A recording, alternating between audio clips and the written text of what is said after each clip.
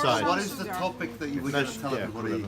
Share about. It's going to be on conscious communication. It's based on a conversation that I had with Azita. All right. So, how many of you have ever wished that your partner would be a little bit more open or vulnerable? Never. Okay, you're lying. So, why is it? Put your hand up, Azita. I just don't want to know.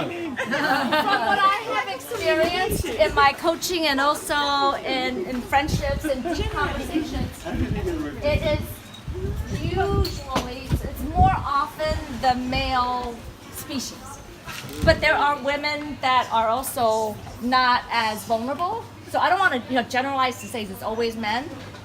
But based on what I've encountered, it's generally more men than women. And why is it that this happens? Well, it's because the patriarchy and the way boys are raised, when they have shown emotions when they were younger, daddy or mommy says, boys don't cry. You're not supposed to express negative emotions or vulnerable emotions. And so those are the frozen parts of men and women based on how they were brought up. That you're not supposed to be vulnerable because it's weak.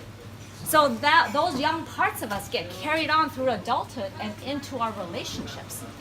So what is it going to take for conscious and vulnerable communication? Because that level of intimacy, I think, is what many of us are seeking, because that's really spiritual intimacy, to be able to show all the layers of who you are, including your bad parts, and feeling safe that you could show any emotion, any thought, even when you want to have angry outbursts.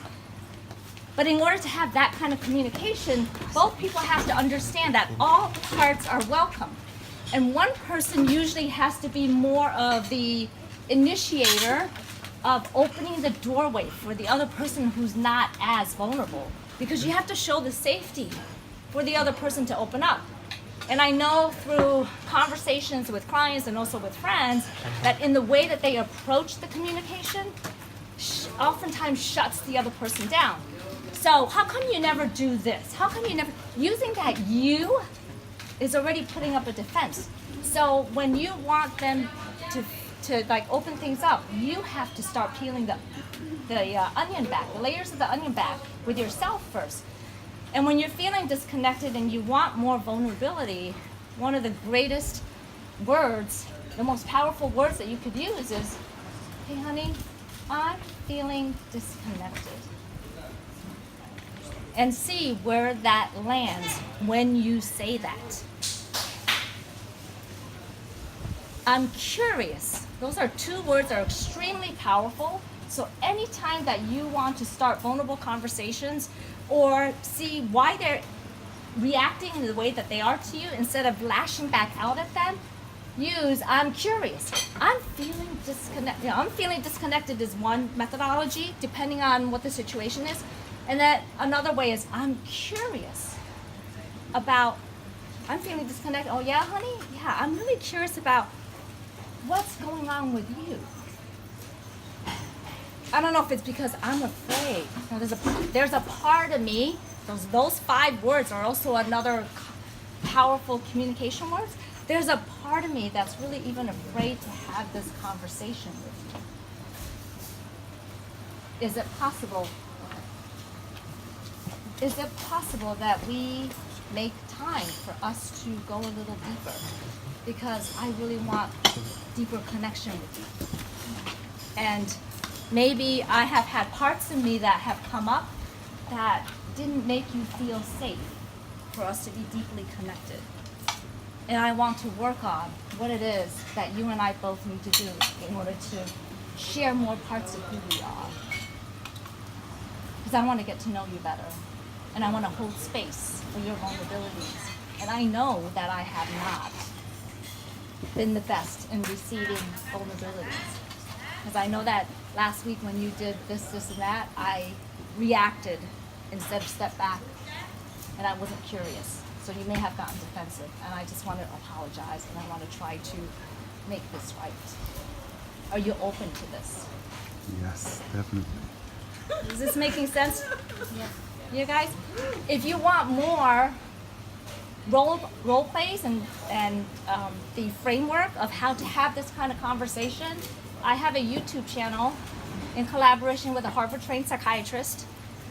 It is called Great Love and Sex through IFS, the Internal Family Systems Framework of self-leadership, which is a very powerful way of consciously communicating and going deeper into intimacy and into a spiritual partnership.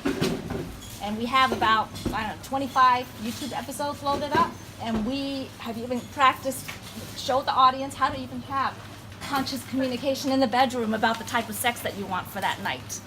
And how do you get vulnerable? And so we have in the Facebook group. Yeah, I'll put it in the Facebook group. And when you guys have questions, please send them to me, because that is great, juicy material for us to create content. And we have even done role plays. There's a role play up on where Percy played the role of the man who is afraid of commitment.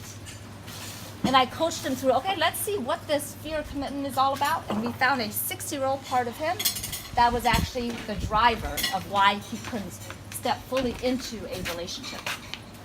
And then I recently edited our last episode, which will be up after I get home, on playing the role of a woman who met the man of her dreams, and she is saying, he is way out of my league.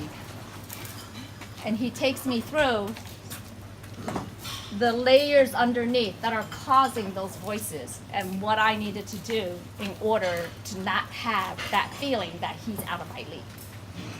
So those are some of the kinds of things that we do on YouTube. And conscious communication, you got to learn the language. I'm curious. There's a part of me that's afraid to do X, Y, and Z. So you've got to be vulnerable, make a U-turn, and stop pointing the sword at the other person, because we all have a tendency to do that. And just like everything that you can do to like stop using the word you, and everything is I. Make sense? Yeah. Okay. Thank you.